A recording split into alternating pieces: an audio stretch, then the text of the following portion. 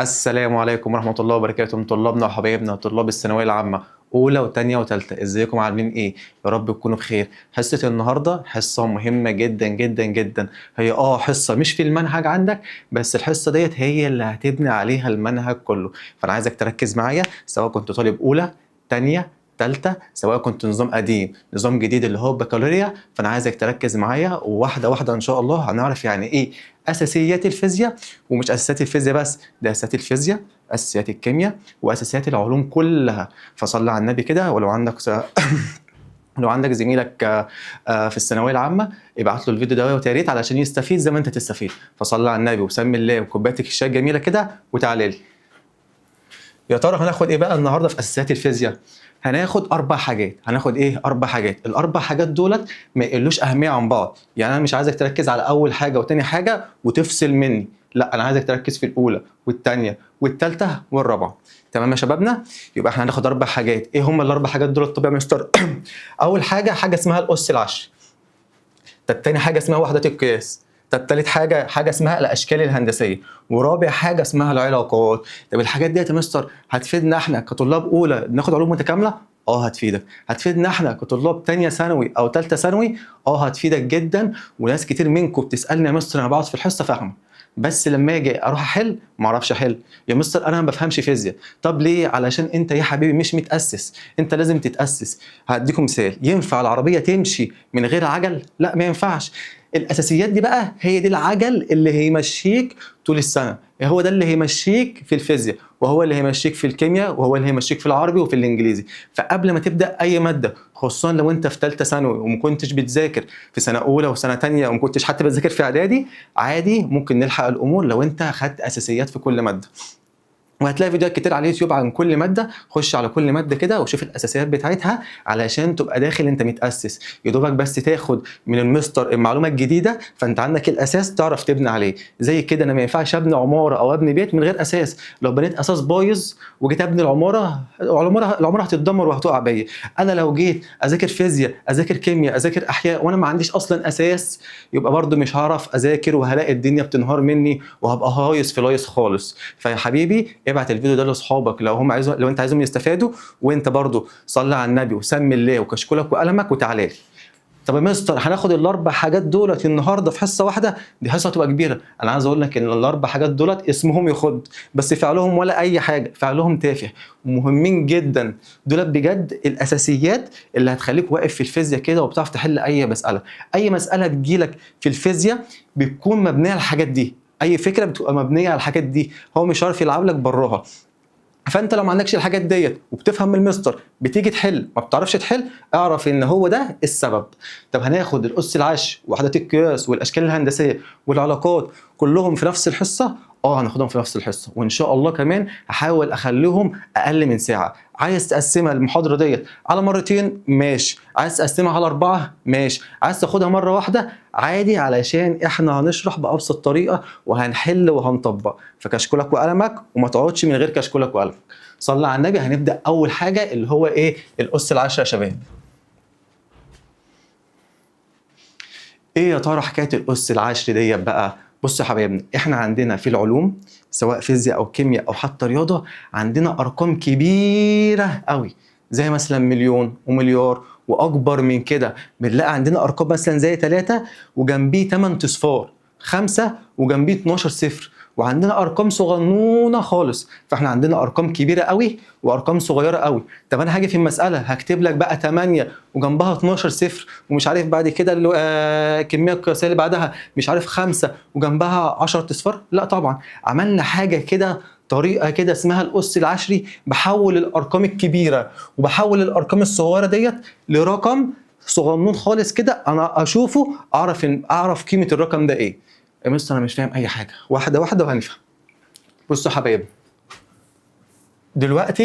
انا دلوقتي عندي مثلا ارقام الكبيره اهي، هناخد الارقام الكبيره كمثال. عندنا الرقم الكبير اهو، عندي الرقم 1000 ده رقم كبير، وفي بقى اكبر من كده، احنا كل ما هنمشي كل ما هنبقى اكبر. هناخد ال1000 ده كمثال.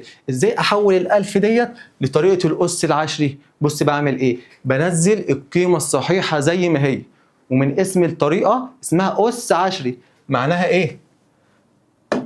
معناها 10 وليها أس، صح؟ مش كلمة أس عشري معناها 10 وليها أس؟ يا مستر معناها 10 وليها أس.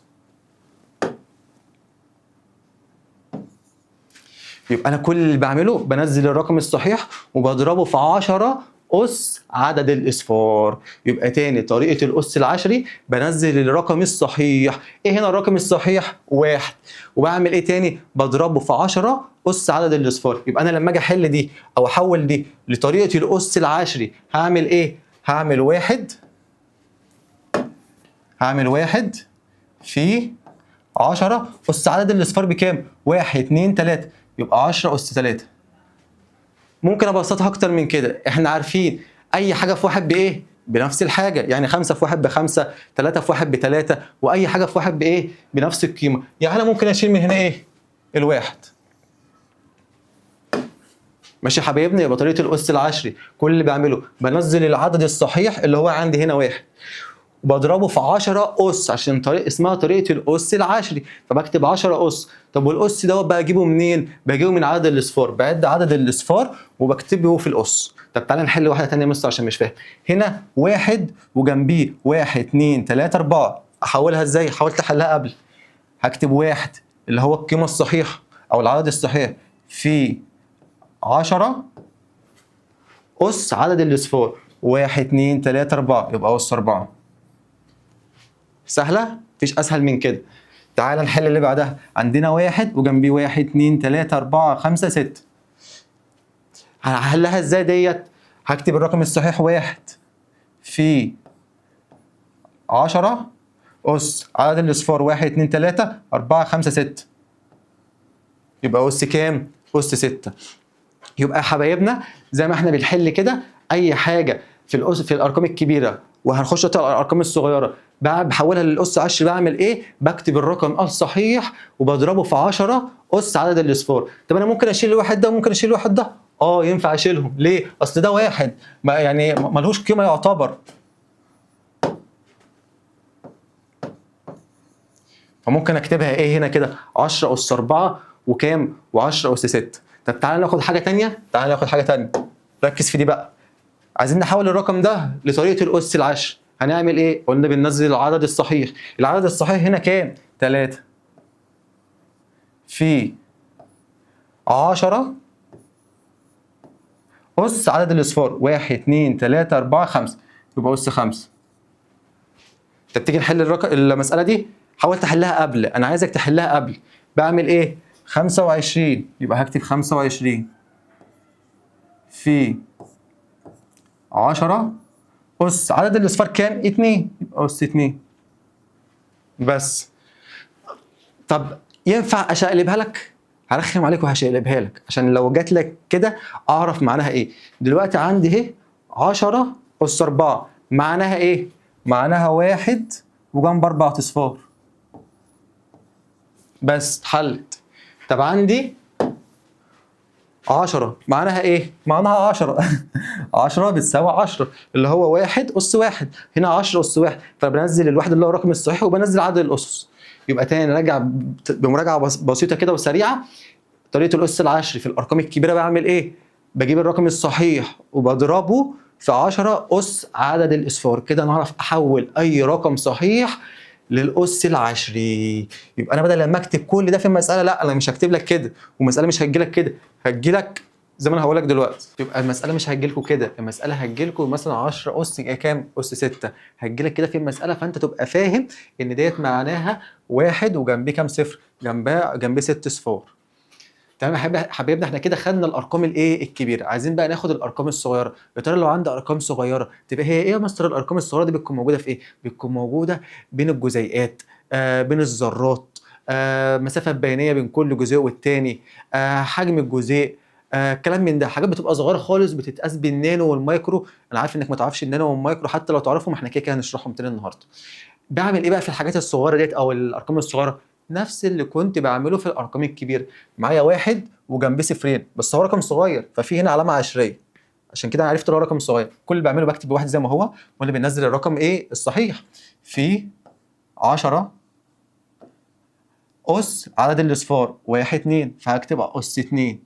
طب يا مستر ازاي هنا اس 2 والكبير اس 2؟ يبقى انا الصغير اخليه اس سالب 2، يبقى اهي سالب. يبقى الفرق بين الارقام الصغيره والارقام الكبيره ان اشاره الاس سالب بس، لا اكتر ولا غير. يبقى انا احول اي رقم كبير بضرب الرقم الصحيح في 10 اس عدد الاصفار. طيب واحول اي رقم صغير الرقم الصحيح في 10 اس سالب عدد الاصفار. سهله. تعال نحل اللي بعدها. هنا بكتب الرقم الصحيح اللي هو 1، وقلنا احنا ينفع نشيله عشان الواحد في اي حاجه بتتشال عادي، الواحد ملوش لازمه. 1 في 10 أس عدد الأصفار 1 2 3، بس مش عددها، سالب عددها، يبقى أس سالب 3. تعالى نحل اللي بعدها. 1 في 10 أس عدد سالب عدد الأصفار 1 2 3 4 5 أس سالب 5. تعالى نحل اللي بعدها. الرقم الصحيح هو هنا كام؟ 8. 8 في 10 أس سالب عدد الأصفار 1 2 3 4، يبقى أس سالب 4. يبقى الفرق بين الأرقام الكبيرة والأرقام الصغيرة في الأس العشري إن أنا بحول الأرقام الكبيرة عدد الأصفار بعدها وبحطها في الأس. طيب الأرقام الصغيرة عدد الأصفار بعدها وأحطها في الأس بس بالسالب، الصغير ياخد سالب الكبير ياخد موجب. يبقى يا حبايبنا خلصنا كده الأس العشري اللي أنت كنت خايف منه ده، خلصناه. هنخش في حاجة بقى اسمها الكسور. ركز لي في الحتة دي عشان الحتة دي حتة رياضية وبتوقع ناس كتير قوي منكم. دلوقتي يا شباب لو جيت قلت لكم اكس اس 5 معناها ايه؟ هتقول لي يا مستر معناها ان اكس مضروبه في اكس مضروبه في اكس مضروبه في اكس مضروبه في اكس، يعني الاكس مضروبه 5 مرات فبقت اس 5. ليه؟ كنت واخد حاجه في ابتدائي كده يا مستر، كنا بنقول عند ضرب الاساسات المتشابهه بجمع الاسس. تاني، عند ضرب الاساسات المتشابهه بجمع الاسس. ما هنا اكس واكس واكس واكس اساسات متشابهه. طب بجمع الاسس، الاكس هنا اس 1، هنا اس 1، وهنا اس 1، وهنا اس 1، وهنا اس 1، هنا اس 1. اس 1 5 مرات، 1 زائد 1 زائد 1 زائد 1 زائد 1 يديني اس كام؟ اس 5. يبقى لما بضرب الاسس الاساس المتشابه بجمع ايه؟ الاسس. تعال نحل اللي بعدها دي، انا عايزك انت تحلها. يلا حلها يا نجم. اكس اس 7 في اكس اس 3 عند ضرب الاساسات المتشابهه بجمع الاسس، هيدينا اكس اس 10. 7 زائد 3 يدينا 10. طب حل انت بقى اللي بعدها، عايزك تحل قبل ما انا احل. دلوقتي اكس اس 7 على اكس اس 3، تعرف تحلها؟ هتقول له اه يا مستر عارف احلها، هي فيزياء دي رياضه. لما بضرب الاساسات المتشابهه بجمع الاسس. طب لما اقسم الاساسات المتشابهه اطرح الاسس، يبقى اكس احطها زي ما هي عشان ده اساس. طيب 7 ناقص 3 يدينا 4.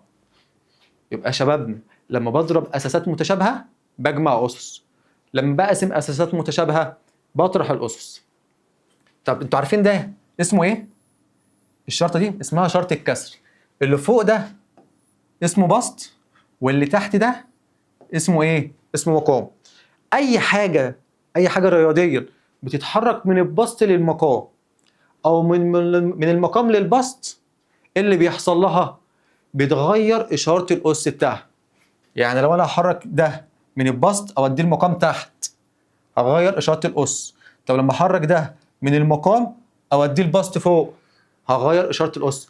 لو جيت قلت لك بسط لي المعادله دي او بسط لي الشكل ده، هتقول لي ممكن امثل بكل سهوله. هعمل كده اكس اس 5. كل اللي انا عملته طلعت الاكس فوق في البسط وخليت الاس بتاعها غيرت اشارته خليته بالموجب. يبقى تاني الحاجات ديت رياضيا هنستخدمها جدا. عند ضرب الاساسات المتشابهه بجمع الاسس، عند قسمه الاساسات المتشابهه بطرح الاسس. اي حاجه بتتحرك من البسط للمقام او من المقام للبسط بغير اشاره الاس بتاعتها، ما بغيرش اشارتها هي، بغير اشاره الاس بتاعتها. اوعى تغلط في الحته دي عشان بتغلطوا فيها كتير جدا.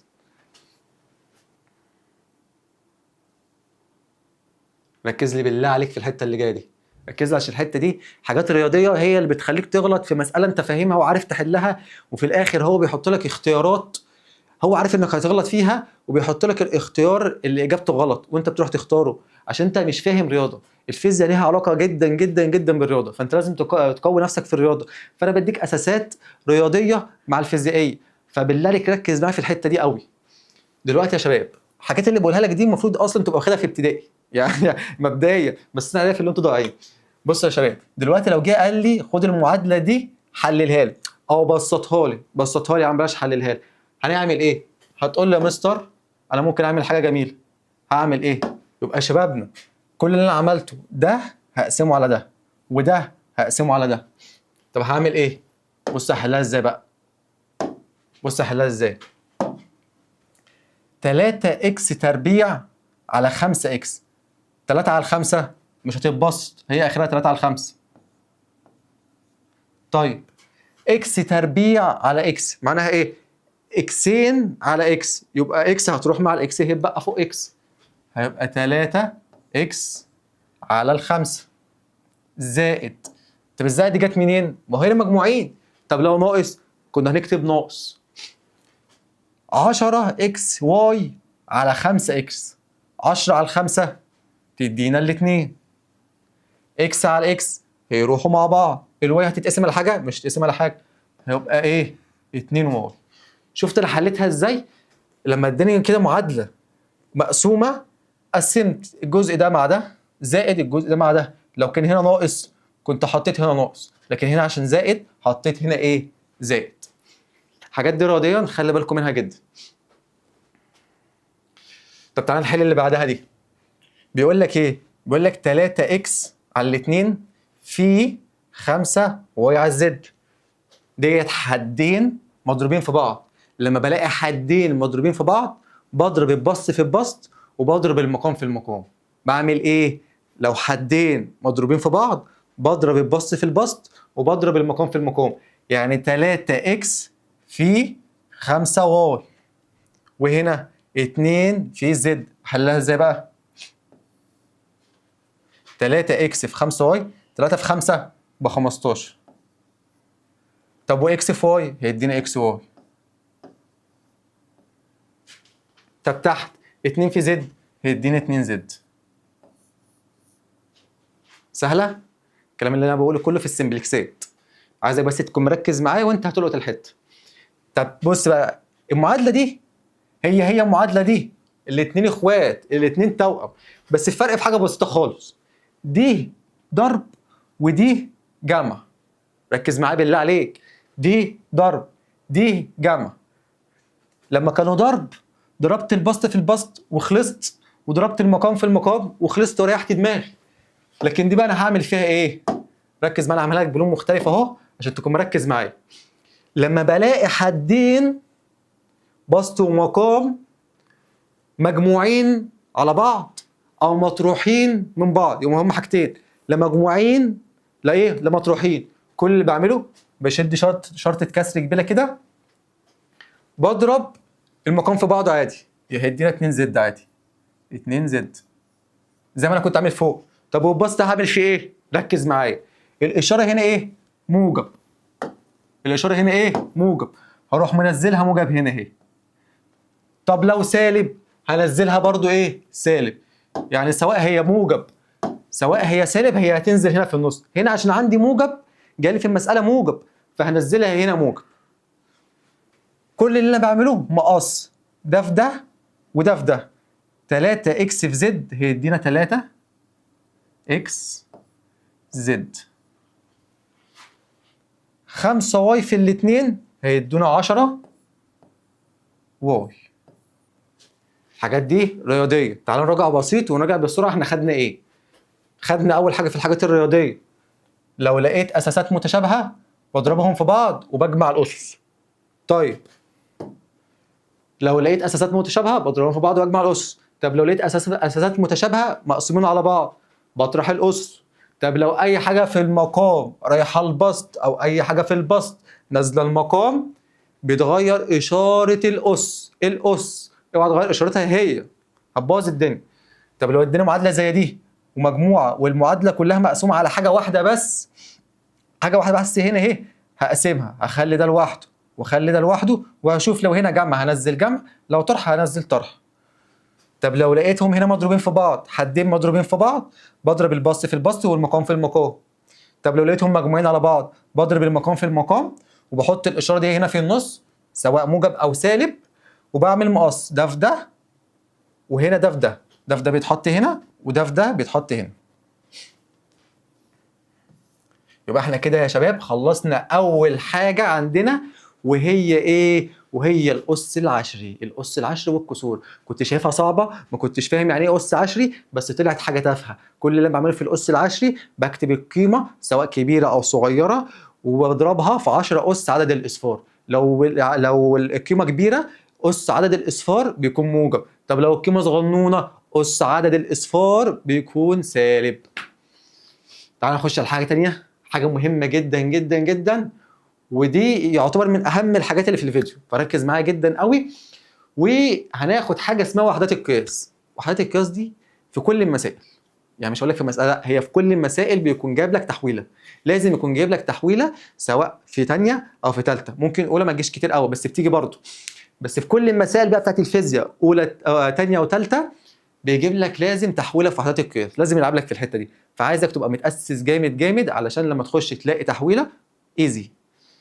قبل ما نخش في وحدات القياس لازم تبقى فاهم حاجه، الحاجه دي كنا بنشرحها في سنه اولى لما كان في سنه اولى في فيزياء، بس عشان يتشرح بقت علوم متكامله فما بتتشرحش، يعني اتشالت من المنهج. ان شاء الله هتضاف لكم في سنه ثانيه، يعني الناس اللي طالعه ثانيه. عندي حاجه اسمها كميات اساسيه، وعندي حاجه اسمها كميات مشتقه. طب ايه يا مستر الكميات الاساسيه؟ ويعني ايه كميات مشتقه؟ مش فاهم اي حاجه. كميه اساسيه هم عندك ثلاثه، هم عندك ثلاثه، اللي عايزك تعرفهم دلوقتي. في اكتر من كده؟ في اكتر من كده، بس انا عايزك تعرف ثلاثه دولت كميات اساسيه. اي حاجه تانية مشتقه. في تاني؟ في تاني بس انا مش عايزك تعرفه دلوقتي، هعرفه لك واحنا ماشيين في المنهج ان شاء الله. ايه هم اللي عندي الحاجات الاساسيه؟ الطول والكتله والزمن. طب الطول احنا بنقيس الطول بالايه؟ بالمتر، كتبت ام سمول متر. طب والكتله بنقيسها بايه؟ بالجرام. طب والزمن بنقيسه بايه؟ بالثانيه. يبقى انا عندي ثلاث كميات اساسيين، هم دولت. اي حاجه تانية كميه مشتقه. وبرضه نبهتك عشان لو شفت مثلا مع حد تاني قال لك في كميات اساسيه تانية، في، بس انا مش عايزك تعرفهم دلوقتي وهعرفهم لك في المنهج، زي الشحنه وكميه الماده وحاجات تانية برضه تانية، بس انا مش عايزك تفهمهم دلوقتي ولا تعرفهم دلوقتي، مش عايز اشغل دماغك، عايزك تبقى عندك الاساسيات، والحاجات الزياده ديت هنعرفها لك واحنا ماشيين في المنهج. يبقى انا عندي ثلاث كميات اساسيين، اي حاجه تانية مشتقه، وهفهمك الفرق بين الاساسي والمشتق، اصبر عليا. ايه الكميات الاساسيه؟ الطول، الكتله، الزمن. الطول احنا عارفين بنقيسه بالمتر، الكتله بالجرام، والزمان بالثانيه. طب ايه بقى الكميه المشتقه؟ جايه من اسمها كميه اشتقتها من كميه اساسيه. يبقى الكميه المشتقه كميه اشتقتها من ايه؟ من الكميه الاساسيه. زي ايه؟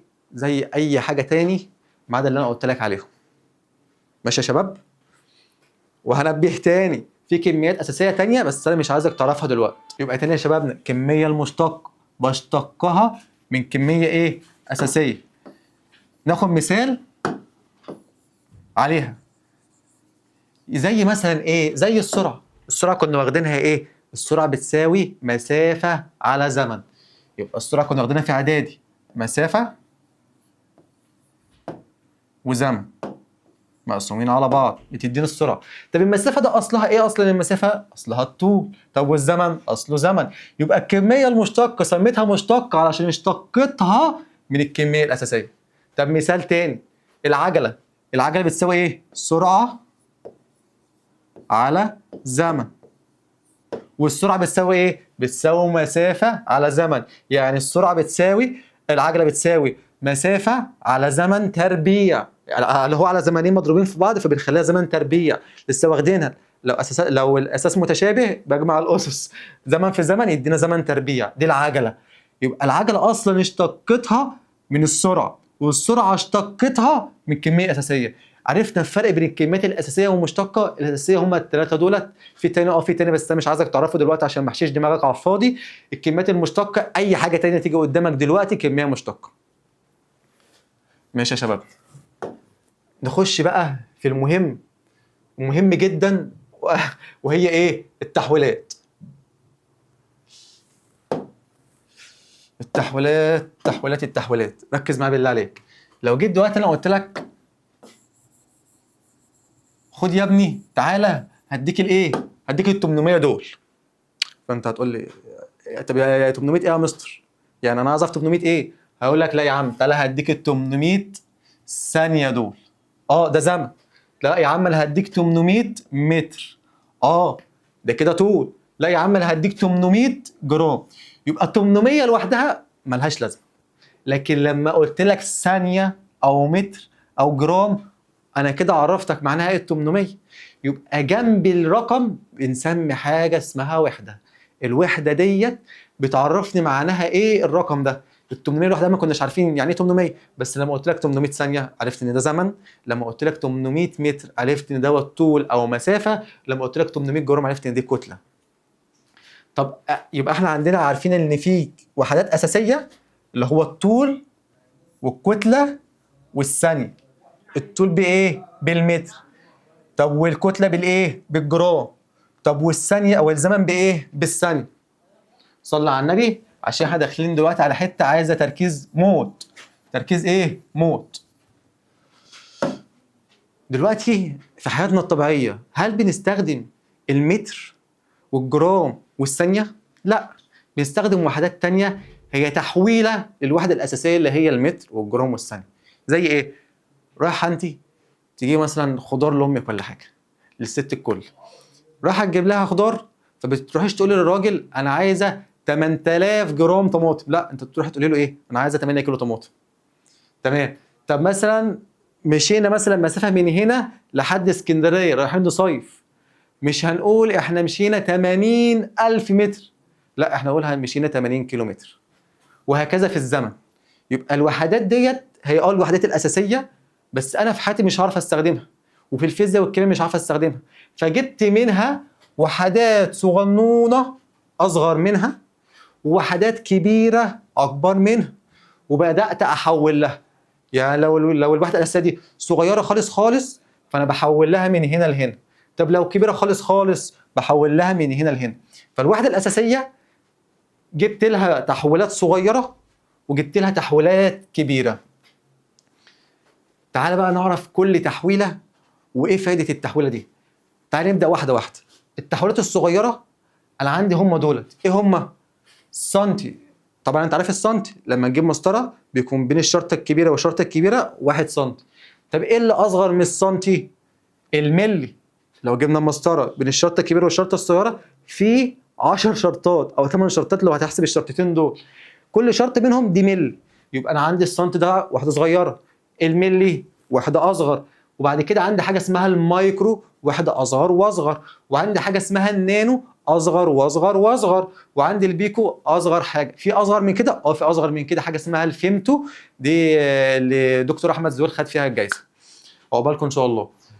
يبقى انا عندي وحدات صغيره سنتي، عايزك تحفظهم بالترتيب، عشان لو حفظتهم معايا بالترتيب انا مش هخليك تتعب خالص في التحويلات. احفظهم بالترتيب. الوحدات الصغيره سنتي، ملي، مايكرو، نانو، بيكو. تاني، سنتي، ملي، مايكرو، نانو، بيكو. اقعد بقى اكررهم كده وانت قاعد معايا وتفاعل معايا اكني معاك في الحصه. عايزك تتفاعل معايا ومعاك ورقك معاك الكشكول بتاعك وقلمك، معلش، وعايزك تحل زي ما انا بحل وتحل قبلي، تفهم الشرح وتحل قبلي، عايزك تبقى اسرع مني. يبقى انا عندي الوحدات الصغيره اخر مره هقولهم سنتي، ملي، مايكرو، نانو، بيكو. طب انا هكتب بقى في المساله سنتي وبعد كده الوحده الاساسيه مثلا زي سنتيمتر او سنتي جرام او سنتي ثانيه؟ لا، مش هكتب كده، بختصرها.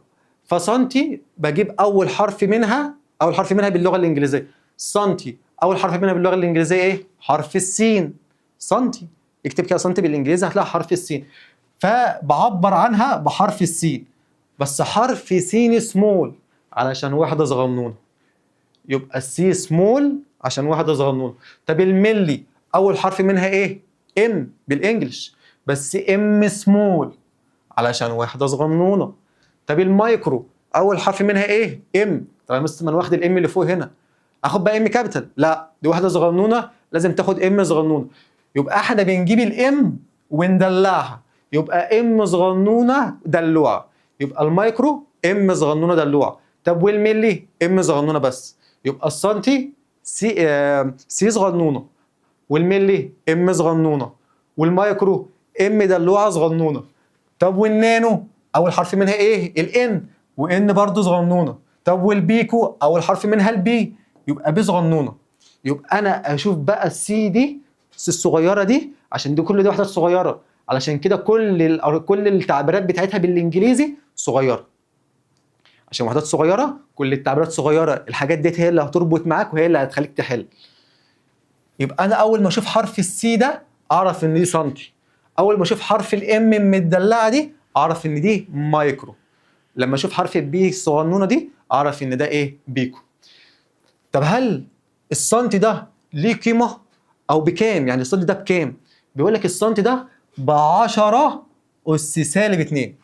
انا هخليك تحفظ حاجتين، وانا هخليك بعد كده مش تحفظ حاجه تاني، هم حاجتين بس تحفظهم لي، وبعد كده هخليك تجيبهم انت بقى ايه؟ بالفهم. السنتي 10 اس سالب 2. السنتي قيمتها كام؟ السنتي بكام؟ ب 10 اس سالب 2. طب الملي بكام؟ الملي ب 10 اس سالب 3. يبقى السنتي ب 10 اس سالب 2، الملي ب 10 اس سالب 3. بعد كده بنقص 3. بعد كده بنقص كام؟ 3.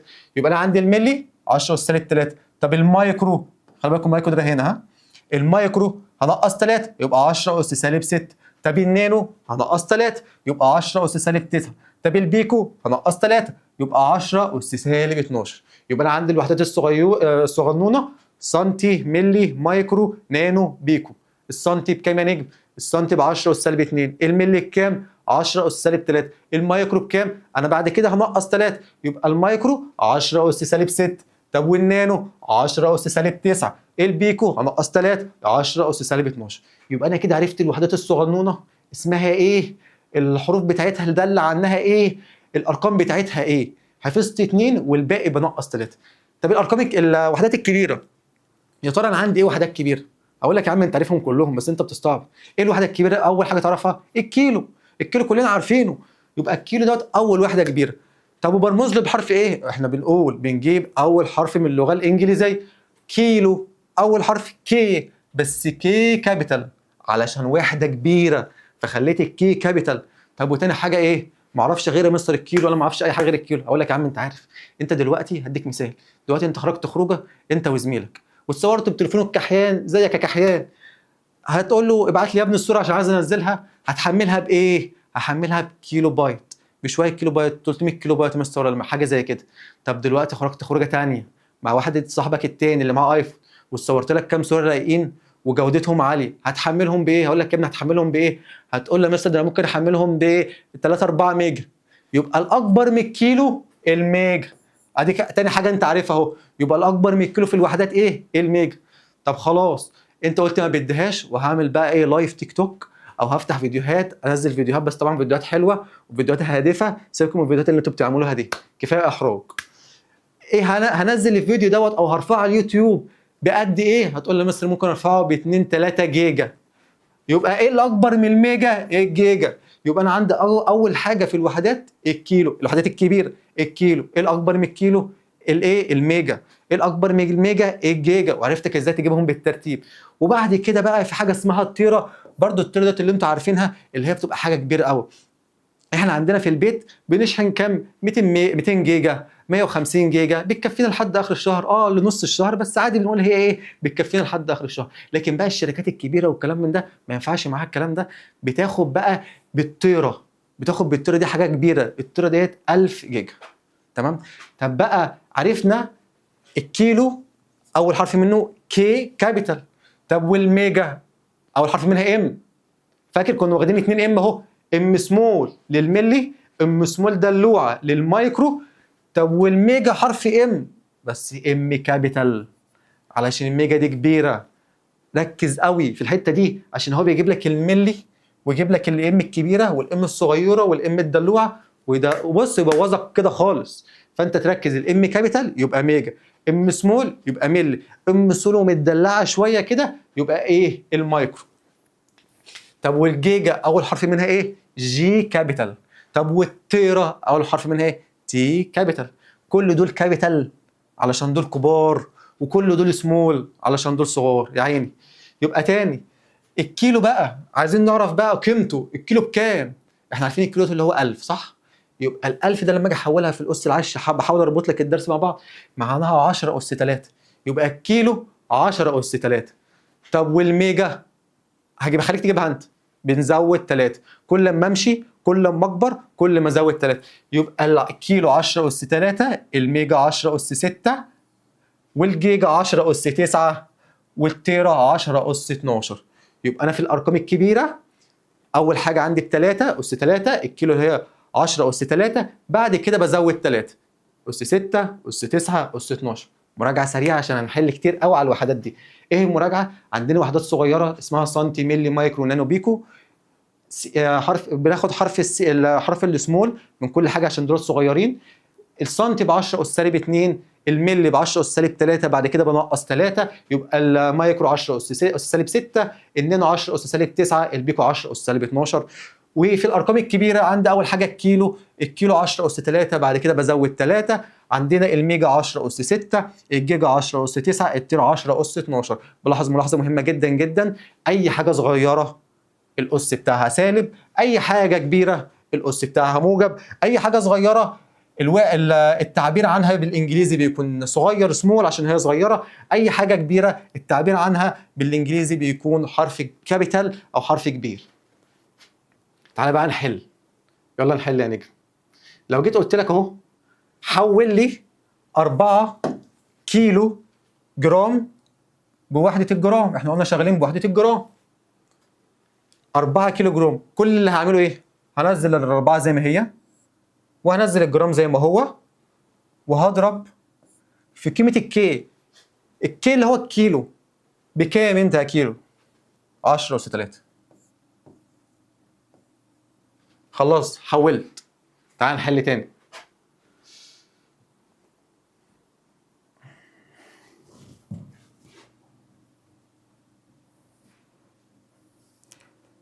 بص انا عارف ان انت لسه ما حفظتهمش، بس انا مش عايزك تحفظهم، عايزك بس تحفظ الاول حاجتين زي ما انا قلت لك، والباقي تفهمه. بس انا هعمل لك هنا برشامه علشان تبقى معايا وبتحل. واحنا دلوقتي بنحل، عايزك تحل قبل. لو جيت قلت لك حول 40 كيلو جرام لوحده الجرام، هتقول لي كل حاجه بكل سهوله. ال 40 هتنزل زي ما هي في الكيلو بكام؟ 10 اس 3. 10 اس 3 جرام. حول 5 ملم.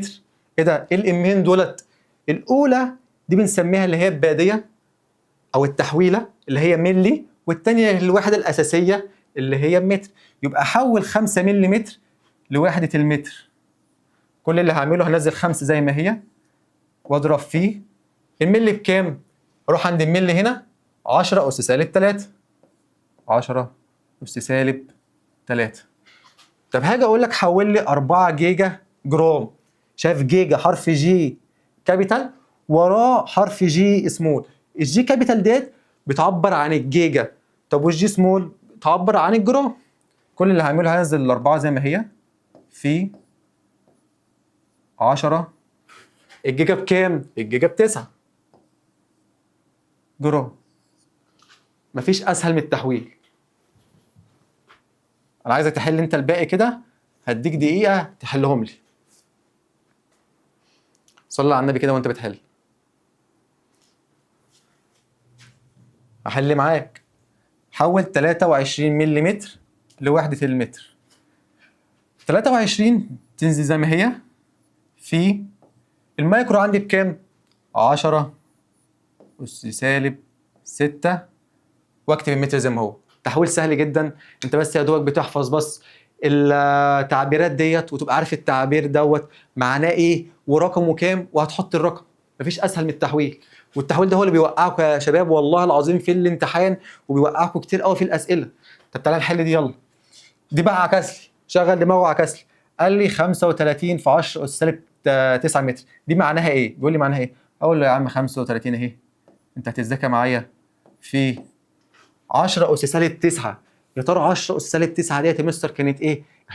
انا ده نسيت اهو، انا نسيت هجيبها ازاي؟ انا عارف ان انا في الصغير سالب يبقى ده صغير، الصغير ببدا بالسنتي 10 اس سالب 2، وبعد كده بالملي 10 اس سالب 3، بعد كده بنقص ايه؟ بنقص 3، يبقى بعدها المايكرو 10 اس سالب 6، بعد كده النانو 10 اس سالب 9.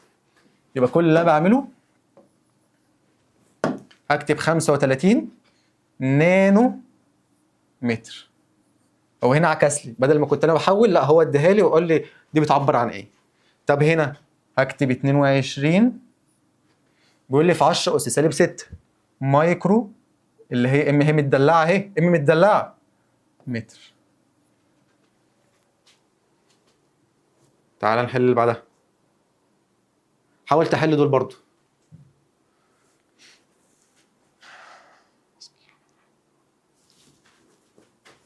هحلهم معاك. بقول لك حول لي 45 مايكرومتر للمتر.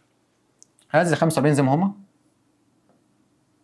في المايكرو بكام؟ 10 سالب 6. المفروض انت المفروض كده تكون حفظت، يعني المفروض تكون كده خلاص حفظت. طب و45 مايكرومتر للكيلومتر، يا نهار ابيض ما خدتهاش ده يا مستر، وربنا ما خدتها. احولها ازاي؟ فكر. انا مش هحلها، حاول تفكر. هو بيقول لي ايه؟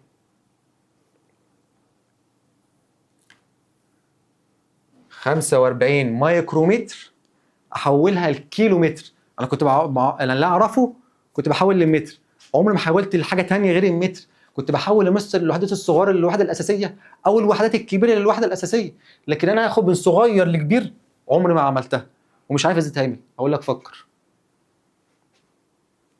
ممكن يجي لك الفكره اللي جات لي دلوقتي. انا ممكن اعمل ايه؟ الوحده الصغيره دي احولها للوحده الاساسيه، والوحده الاساسيه دي احولها للوحده الكبيره. طب وليه يا ابني؟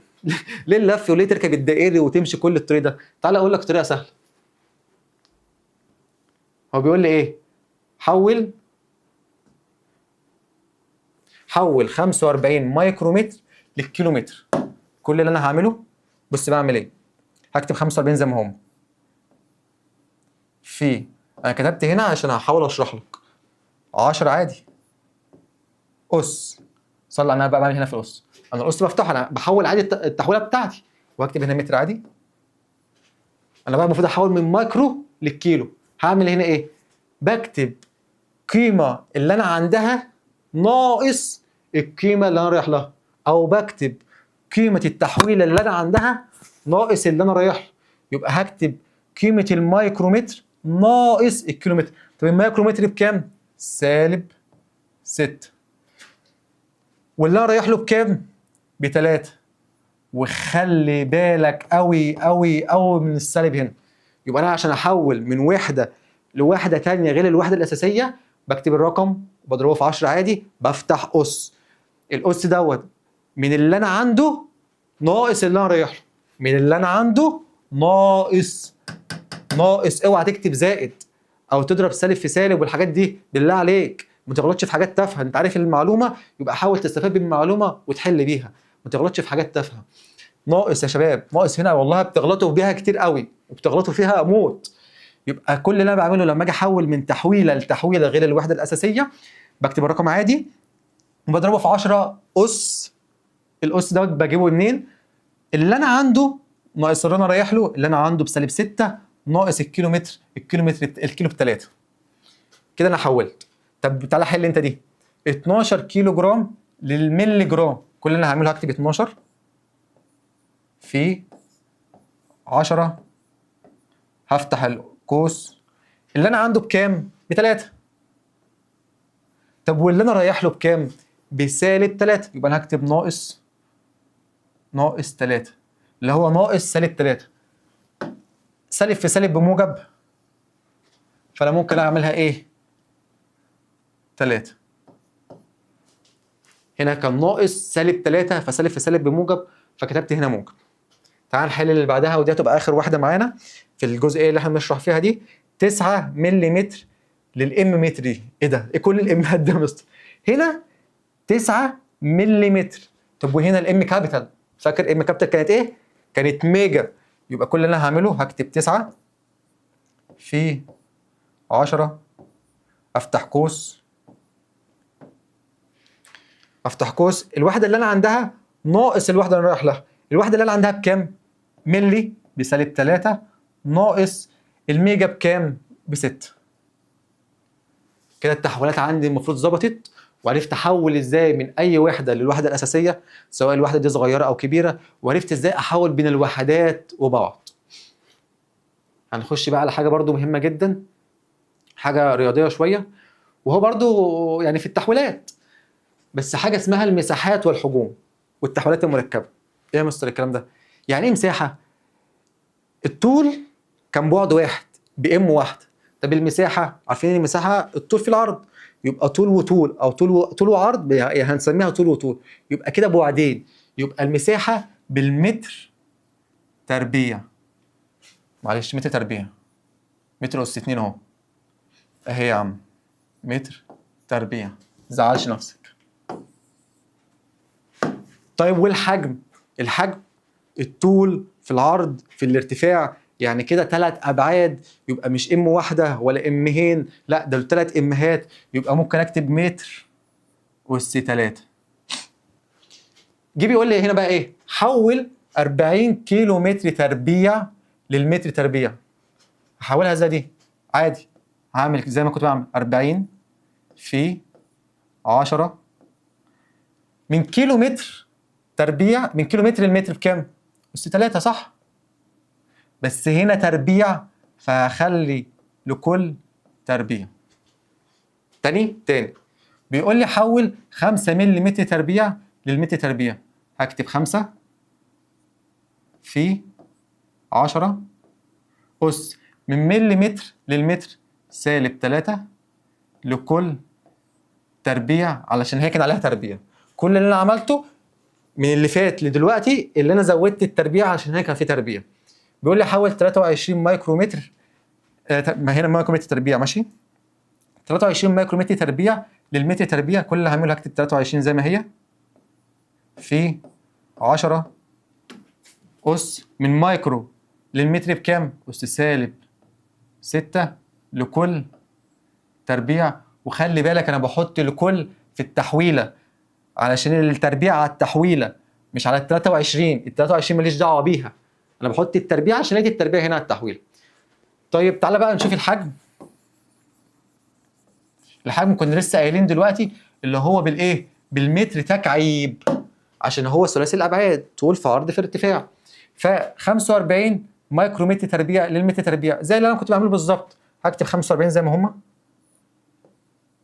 في 10 من مايكرو المتر سالب 6 لكل تكعيب. كل اللي انا عملته عشان في تكعيب حطيت التكعيب مش اكتر ولا اقل. هسيبك تحل ديت، حلها انت في البيت.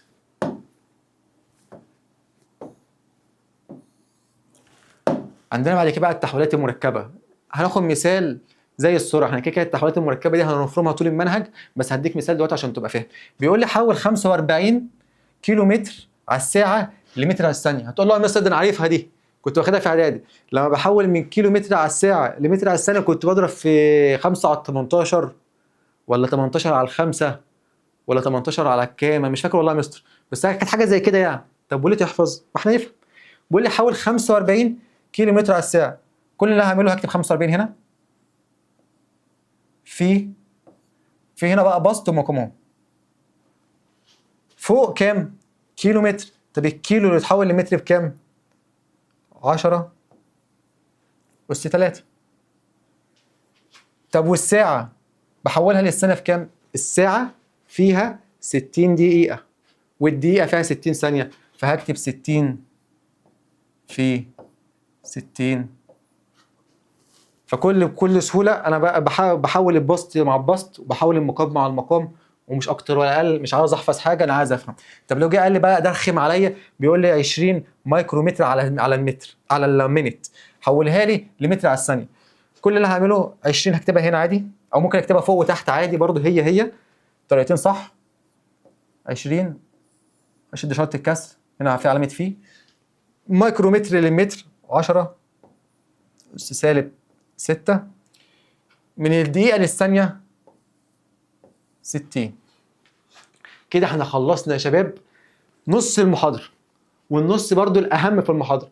خلصنا ايه؟ خلصنا الاس العشري والكسور، وعرفنا يعني ايه ازاي بحول من ارقام كبيره لطريقه الاس العشري ومن الارقام الصغيره لطريقه الاس العشري، وعرفنا شويه حاجات رياضيه كده في الكسور. وخلصنا الوحدات بكل اشكالها بكل انواعها، وعرفنا الوحدات الصغيره هي عباره عن ايه والوحدات الكبيره عباره عن ايه، وازاي احول من الصغير للوحده الاساسيه ومن الكبير للوحده الاساسيه، وازاي نحول بين الوحدات وبعض لو رخم عليا، وعرفنا ازاي نحول المساحات وازاي نحول الحجوم. تعالى بقى نخش في حاجه برضو مهمه جدا جدا جدا وحاجه سهله ان شاء الله مش هتاخد معانا وقت، المحاضره قربت تخلص ان شاء الله. حاجه اسمها الاشكال الهندسيه. احنا قايلين هناخد 4 حاجات: الاس العشري، الوحدات، الاشكال الهندسيه اللي احنا فيها وهنبدا فيها ان شاء الله، واخر حاجه العلاقات، وبرده دي حاجه سهله جدا.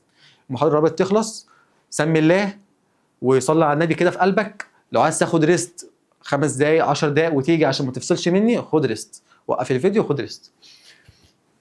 الاشكال عنده نوعين من الاشكال: شكل 2 دي وشكل 3 دي.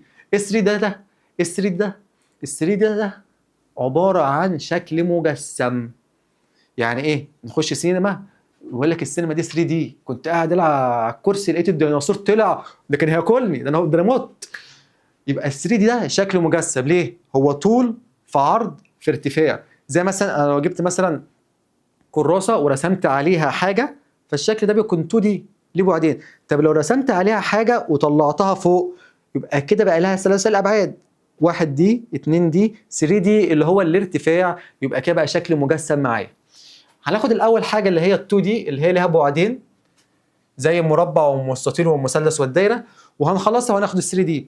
طب ال 2 دي ده هعمل فيه ايه؟ او حاجه الثنائيه الابعاد هعمل فيها ايه؟ هجيب منها حاجتين: حاجه اسمها المحيط وحاجه اسمها المساحه. الحاجات دي احنا كنا واخدينها في اعدادي وابتدائي وهنراجع عليها تاني عشان الحاجات دي مهمه جدا. لما اجي اجيب محيط اي حاجه، المحيط عباره عن ايه؟ حوافي الحاجه. يعني انا لو وقفت هنا ومشيت من النقطه دي وعايز ارجع لها تاني، همشي كده كده كده كده. يبقى المحيط مجموع اضلاع الشكل. يبقى المحيط مجموع اضلاع الشكل، سواء اي شكل بقى، ده محيط اي حاجه. مش عايزك تحفظ، عايزك تفهم. يبقى اول حاجه المحيط، وانا بتكلم هنا عن اول حاجه اللي هو المربع اللي بشرح فيه، المحيط عباره عن مجموع اضلاع الشكل. يعني ال زائد ال زائد ال زائد ال، يعني ممكن اكتبهم ايه؟ 4 ال. ده المحيط من غير ما تحفظ، عايزك تفهم. طب مساحه المربع، مساحه المربع هتساوي ايه؟ مساحه المربع دي يا ترى المساحه احنا واخدينها في ابتدائي، المساحه بتساوي الطول في العرض. هي طب عايز افهم يعني ايه مساحه. المساحه الجزء الداخلي ده كده كله، يعني الجزء ده كده كله كده كله، مش عايزه بس ايه ابوظ شكل المربع. فكل اللي جوه ده، فانا لو اخدت ده واخدت ده انا كده خدت كل اللي جوه هنا ده. يبقى المساحه بتساوي ال في ال، والاثنين نفس ال، يبقى ممكن اقول ايه؟ ال تربيع. يبقى انا كده خدت محيط المربع ومساحه المربع. تعال نطبق اللي احنا اخدناه وفهمناه على المستطيل. المستطيل محيط المستطيل، احنا قلنا المحيط هو الحواف او مجموع اضلاعه. يعني المحيط بيساوي الاثنين زائد الواحد زائد الاثنين زائد الواحد. يبقى انا كده جمعت ايه؟ الاثنين والواحد والاثنين والواحد. ممكن اكتب 2 في الواحد زائد الاثنين، ده كده المحيط. طب لو جبت مساحة المستطيل، مساحته اهو،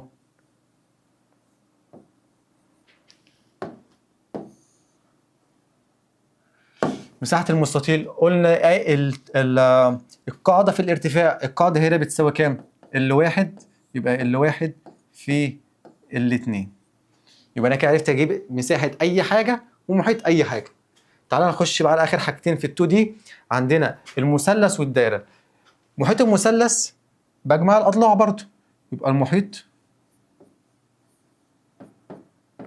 بتساوي ال1 زائد ال2 زائد ال3 اللي هو الوتر، بس انا ما كنتش كاتبه. يبقى ال1 زائد ال2 زائد ال3. طب ومساحة المثلث كنا واخدينها واحنا صغيرين اهو. مساحة المثلث بتساوي نص القاعدة اللي هي ال1 في الارتفاع اللي هو ال2. طب ليه يا مستر مش ال1 في ال2؟ ده استنتاج ويعني احفظها احسن ما نقعد نشرح فيه على الفاضي، انت هتلاقي كده مش محتاج اصلا الاستنتاج ده. طيب لو هنجيب بقى مساحة ومحيط الدايرة، دولت استنتاجهم كبير واستنتاج رياضي، فبرضه انا هديهم لك وانت حاول تحفظهم عشان هتستخدمهم في حاجات كتير قوي، خصوصا في ثالثه ثانوي لو انت في ثالثه ثانوي. محيط الدايره بتساوي 2 باي ار. انا ممكن اعمل لكم فيديو ازاي استنتجنا 2 باي ار واللي هو مساحه اللي هو باي ار تربيع، بس هنزله لكم منفصل. بس عشان افرق بين المحيط والمساحه تريكايه كده عشان افرق بينهم وما اغلطش، اكتب المحيط مكان المساحه والمساحه مكان المحيط. ان المساحه عارفين اللي هي بعدين، فلازم تكون الوحده بتاعتها في الاخر ام تربيع، فتبقى حافظ ان لما يكون في تربيع في القانون يبقى دي المساحه، يبقى المساحه باي ار تربيع. محيط الدايره 2 باي ار. كده احنا خلصنا الاشكال الهندسيه ال2 دي. تعال نخش بقى على الاشكال الهندسيه ال3 دي. مش عايز اطول عليكم الفيديو، مش عايز يكون كم كبير، بس خلاص احنا خلصنا الاشكال الهندسيه 3 دي اللي هي اشكال مجسمه. زي ايه؟ زي المكعب اللي احنا كنا بنلعب بيه واحنا صغيرين، فاكرين المكعب اللي كنا بيجيبوه لنا ده اللي مليان الوان ويقول لك خلي كل لون في وش وما كنتش بتعرف؟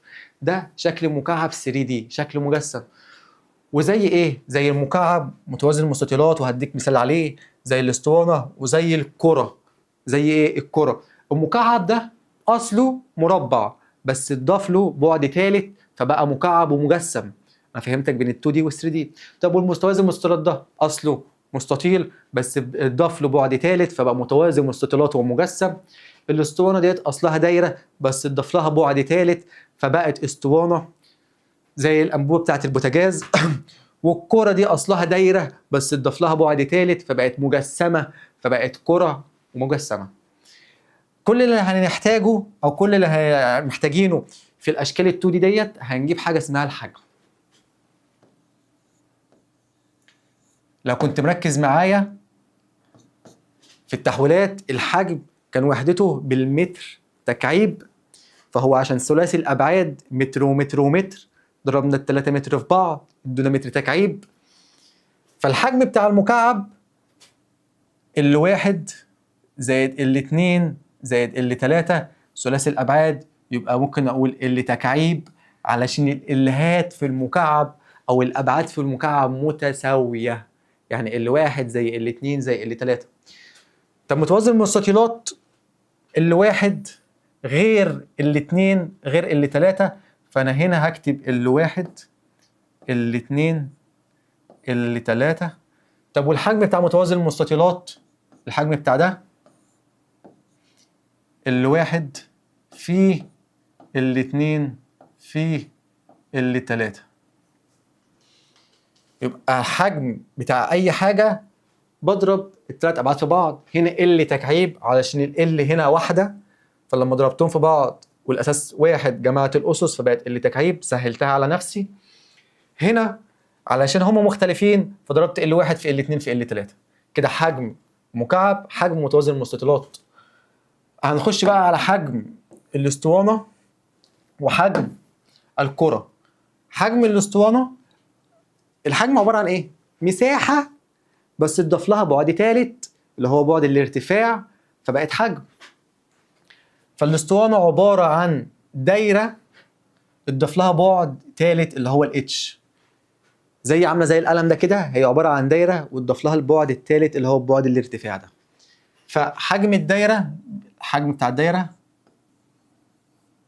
بيساوي ايه يا ترى؟ بيساوي مساحه القاعده في الارتفاع ديت، مساحه القاعده بتاع الدايره كنا لسه واخدينها باي ار تربيع في الارتفاع اللي هو الاتش. كده انا جبت حجم الاسطوانه. طب وحجم الكره ده برضه ليه استنتاج بس مش عليك، بيساوي 4/3 باي ار تكعيب. انا عارف ان هنا في شويه حاجات حفظ زي حجم الكره ومحيط ومساحه الدايره، احفظهم بدل ما تشغل دماغك باستنتاجهم ومش هتحفظ الاستنتاج في الاخر، فانت احفظهم كده. معلش انا بحاول اسهل الدنيا عليك على قد ما اقدر. الحاجه اللي فيها فهم جدا بحاول افهمها لك وابسطها لك عشان ما تحفظهاش، لكن الحاجه اللي بقول لك احفظها احفظها علشان ما توجعش دماغك. ممكن سهل جدا اقول لك الاستنتاج بتاعها، بس بلاش علشان هيوجع دماغك وهيشغل دماغك، واحنا مش عايزين نشغل دماغك، احنا لسه في بدايه السنه وبنقول يا يوم سهل. كده احنا خلصنا يا شباب، فاضل ربع يعني كده فاضل ربع، خلصنا 3/4 المحاضره وفاضل الربع الاخير. ركز معايا في الربع الاخير بالله عليك. خلصنا، احنا قايلين هناخد 4 حاجات، اللي هو الاس العشري والكسور، التحويلات، الاشكال الهندسيه، ال2 دي وال3 دي، وخدناهم. وفاضل اخر حاجه ورابع حاجه اللي هم العلاقات البيانيه. ركز معايا وصلي على النبي كده، وتعالى نبدا العلاقات البيانيه. عندنا 4 علاقات بيانيه دلوقتي. اللي عليك في علاقه 5 بس انا مش هقولها لك، وزي ما قلت لك مش عايز احشي دماغك دلوقتي، انت لسه في بدايه السنه. ايه يا ترى ال4 علاقات البيانيه اللي عندي؟ عندي 4 علاقات بيانيه، علاقه اسمها طرديه، وعلاقه اسمها تزايديه، وعلاقه اسمها عكسيه، وعلاقه اسمها تناقصيه. الطرديه دي شكلها، وهقول لك جه منين. التزايديه دي شكلها وهي شبه الطرديه، بس دي بادئه من نقطه الاصل، دي بادئه مش من نقطه الاصل. العكسيه هي عكسيه بجد، فالواي عكسي مع الواي عكسي مع الاكس، وشكلها كده، انا كده كده هشرح لك. والتناقصيه هي شبه العكسيه بس خط مستقيم من فوق لتحت. تعال بقى ناخد كل واحده لوحدها، بس انا قلت لك هم عندي 4 علاقات: طرديه، تزايديه، عكسيه، تناقصيه. صلى على النبي وتعالى نخش كده على اللي بعده. اول حاجه عندنا العلاقه الطرديه والعلاقه التزايديه. العلاقه الطرديه دي المعادله بتاعتها، العلماء بتوع الرياضه حاطين لك المعادله بتاعت العلاقه الطرديه. المعادله بتاعتها بيقول لك واي بيساوي 2 اكس. الواي في البسط والاكس في البسط، فالواي بتحب الاكس، فكل ما كل ما الاكس تزيد الواي تزيد بنفس النسبه. يبقى العلاقه الطرديه هي علاقه بين متغيرين، متغير اكس وهو متغير مستقل، ومتغير واي وهو متغير تابع، يعني تابع للاكس، زي انت وصاحبك كده، مش بلقح. يبقى انا عندي اكس وواي، متغير مستقل ومتغير تابع. كل ما الاكس يزيد كل ما الواي يزيد، عشان علاقه طرديه بنفس النسبه. يعني الاكس زاد 2 الواي هيزيد 2، اكس زاد 7 الواي هتزيد 7. يبقى العلاقه الطرديه الميزه اللي فيها ان الاكس والواي بيزيدوا مع بعض بنفس النسبة. تمام؟ طب بيقول لك ايه؟ تعال نشوف هل بتبقى خط كده ولا خط عكسي ولا ايه؟ احنا كنا شايفين ان خط مستقيم بادئ من نقطة الصفر. تعال نعوض. لما اجي اعوض عن الاكس بصفر، الواي هتطلع بصفر، عشان صفر في 2 بصفر. لما اجي اعوض عن الاكس ب2 الواي هتطلع بكام؟ ب2. لما اجي اعوض عن الاكس بواحد، اهو واحد اهو، الواي هتطلع ب2. لما اجي اعوض عن الاكس ب2 اهو، هعوض عن الاكس ب2، 2 في 2 يبقى الواي هتطلع ب4. لما اجي اعوض عن الاكس ب3، 3 في 2 يبقى الواي ب6. لما اجي اعوض عن الاكس ب4، لما اجي اعوض عن الاكس ب4 يبقى 4 في 2 يبقى الواي ب8. لما اجي ارسم الكلام ده بقى هنا، هخلي مثلا هنا 1 2 3 4 5، واخلي هنا 1 2 3 4 5 6 7 8. صفر وصفر اهو، تعالى نرسم لون تاني. صفر وصفر، وبعد كده 1 و2، وبعد كده 2 و4، وبعد كده 4 و6، وبعد كده 4 و8. في الاخر هنلاقي خط مستقيم، المتوسط بتاعهم بيكون خط مستقيم. طبعا عشان بس مش راسم في حاجه هندسيه وابعاد متساويه، فهي ممكن تبقى نقطه فوق ونقطه تحت، بس المتوسط بتاعهم بيكون خط ايه؟ مستقيم. خط مستقيم بيبدا من نقطه الصفر اللي هي كانت صفر وصفر. يبقى العلاقه الطرديه عباره عن رسمه بين الواي والاكس، كل ما الاكس يزيد الواي تزيد بنفس النسبه، وخلي بالك من بنفس النسبه ديت. وبالخط بيطلع خط مستقيم بيبدا من نقطه الاصل. ده كده الايه؟ العلاقه الطرديه. العلاقه التزايديه هي العلاقه الطرديه، بس في اختلاف بسيط. ثانيه يا شباب بس. نرجع تاني. العلاقه التزايديه هي العلاقه الطرديه، بس بيكون في اختلافين بساط. الاكس كل لما يزيد، شايفين فرق المعادله؟ مبدئيا فرق المعادله هنا، معلش، هنا الواي بيساوي 2 اكس. طب هنا الواي بيساوي 2 اكس زائد 1. ايه في ايه؟ يبقى الفرق بين العلاقه التزايديه والعلاقه الطرديه ان اول حاجه ان هنا في واحد ده زياده، يبقى اكيد الواي مستحيل تبقى بصفر، يبقى اكيد السهم او العلاقه هتبدا مش من نقطه الصفر، هتبدا من عند قيمه في الواي. يعني لما اجي اعوض مثلا عند الاكس بصفر فهيطلع عند الواي بواحد، هناك لما عوضت بصفر طلع ايه؟ بصفر. فلما اجي هنا اعوض بصفر هتلاقي هنا ايه؟ الواي طلع بايه؟ بواحد. تاني حاجه ان الاكس كل ما بيزيد الواي برضو بتزيد، بس مش بنفس النسبه. يبقى انا عندي اختلافين بين العلاقه الطرديه والعلاقه ايه؟ التزايديه. اول اختلاف ان العلاقه الطرديه الاكس يزيد الواي تزيد بنفس النسبه. طب العلاقه التزايديه الاكس يزيد الواي تزيد بس مش بنفس النسبه. تاني حاجه ان السهم او الخط اللي بيطلع ده في العلاقه الطرديه بيطلع من نقطه الاصل اللي هي الصفر والصفر. طيب وفي العلاقه التزايديه بيطلع من نقطه اسمها الجزء المقطوع بالرموز له ج، وهو عندي هنا كام؟ بواحد. يبقى في الاخر لما اجي ارسم برضو العلاقه، لما اجي اعوض مثلا اهي، اعوض عن الاكس بصفر، فصفر في 2 يبقى الواي بواحد. طب لما اجي اعوض عن الاكس بواحد، ثانيه معلش، لما اجي اعوض عن الاكس بواحد يبقى 1 في 2 ب2 زائد 1 يبقى الواي ب3. طيب لما اجي اعوض عن الاكس ب2، 2 في 2 ب4 زائد 1 ب5. طب لما اجي اعوض عن الاكس ب3، 2 في 3 ب6 زائد 1 8. لما اجي اعوض عن الاكس ب4، 4 في 2 ب8 زائد 1 9. شايفين هنا الاكس بتزيد بواحد، لكن الواي بتزيد بارقام عشوائيه مش بنفس النسبه خالص. هي بتزيد وبتزيد لكن مش بنفس النسبه. ولما اجي ارسمها هلاقي ان هي طالعه من ايه؟ من نقطه مش نقطه الاصل، بتطلع من حاجه اسمها الجزء المقطوع، والجزء المقطوع ده بيساوي القيمه الزياده هنا اللي هي الواحد. يبقى الواحد ده الجزء المقطوع. طب لما اجي اجيب الميل في اي علاقه بين الطرديه والتزايديه والتناقصيه هو معامل اكس. يعني الميل هنا 2. طب والميل فوق كان برضو 2 عشان كان الاكس جنبها ايه؟ 2. يبقى انا كده خدت العلاقه الطرديه والعلاقه التزايديه، وخدت الفرق بينهم. عرفت الفرق بين الطرديه والتزايديه ان دي من نقطه الاصل دي مش من نقطه الاصل. الطرديه بتزيد بنفس النسبه بين الاكس والواي، التزايديه ما بتزيدش بنفس النسبه. اخر حاجه عندنا خالص وخلاص بنشطب العلاقه العكسيه والعلاقه التناقصيه. العلاقه العكسيه هي عكس الطرديه. ملاحظين ان ايه؟ الطرديه كانت واي بيساوي، الواي كان بيساوي 2 اكس، كان الاكس في البسط والواي في البسط، فكل ما الاكس يزيد الواي تزيد. ملاحظين ان العلاقه العكسيه الواي في البسط والاكس في المقام، يعني كل ما الاكس تزيد الواي تقل، وكل ما الاكس تقل الواي تزيد. بينهم علاقه عكسيه جدا جدا جدا، فسميت العلاقه علاقه عكسيه. كل ما الاكس تزيد الواي تقل، وكل ما الواي تزيد الاكس ايه؟ تقل. تعالوا نعوض عشان نشوف الرسمه. كل ما اعوض عن الاكس بصفر يبقى اي حاجه هنا ما لا نهايه، اي حاجه على الصفر بما لا نهايه او غير معرفه. طب لما اجي اعوض عن الاكس بواحد يبقى الواي ب2.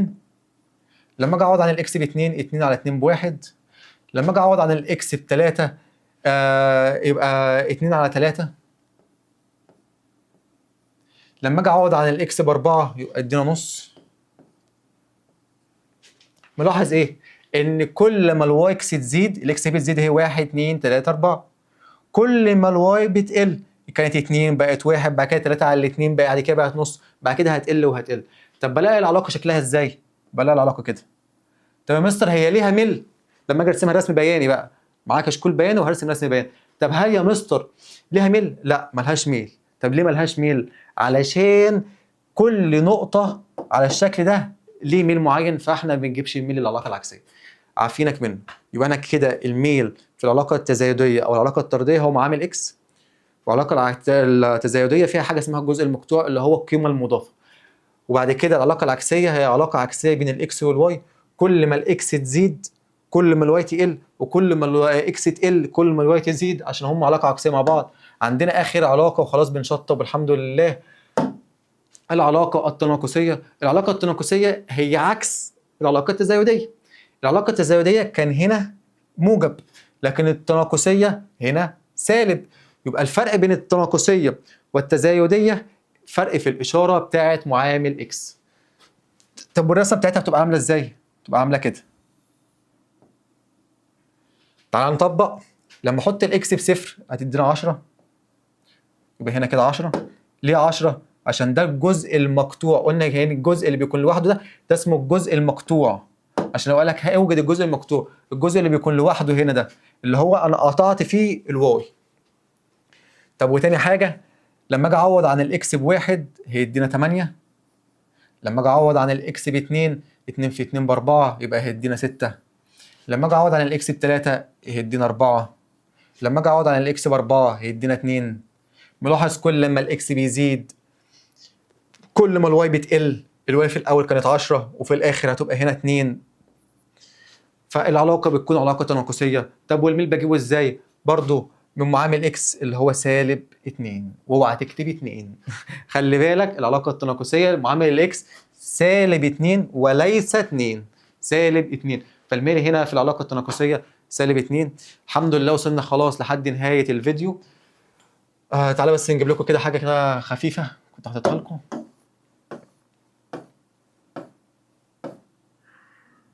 خلاص يعني في ايه؟ يبقى احنا يا شبابنا خدنا في الكورس اللي احنا خدناه ده، خدنا الأس العشري، عرفنا ازاي نحول من الأرقام الكبيرة والأرقام الصغيرة، وخدنا الوحدات ازاي نحول من رقم صغير للوحدة الأساسية، وازاي نحول من رقم كبير للوحدة الأساسية، وازاي نحول الوحدات مع بعض. وخدنا في الأشكال الهندسية ال 2 دي وال 3 دي، وعرفنا ان في ال 2 دي بجيب المساحة والمحيط، وعرفنا ازاي نجيبهم، وقلت لك احفظ بس ومحيط ومساحة الدايرة. وفي الاشكال ال 3 دي خدنا اللي هو ثلاثي الابعاد وكنا بنجيب الحجم بس، قلت لك احفظ حاجه واحده بس اللي هو ايه؟ حجم الكره، عشان بلاش تحفظ استنتاجه. وبعد كده خدنا العلاقات، خدنا اللي هم 4 علاقات: علاقه طرديه وعلاقه تزايديه وعرفنا الفرق ما بينهم، وخدنا علاقه عكسيه وعلاقه تناقصيه وعرفنا برضو الفرق ايه ما بينهم. الحمد لله وصلنا لحد نهايه الفيديو. يا رب الفيديو يكون عجبكم، يا رب تكونوا استفدتوا. ولو احتجتوا اي حاجه، عندكم اي سؤال، ابعتوا لي في الكومنتات، او كده كده هكتب لكم رقمي، يبقى تواصلوا معايا على الواتس، عامل جروب على الواتس يبقى ابعتوا لي فيه. وان شاء الله اشوفكم على خير، والسلام عليكم ورحمه الله وبركاته حبايبي.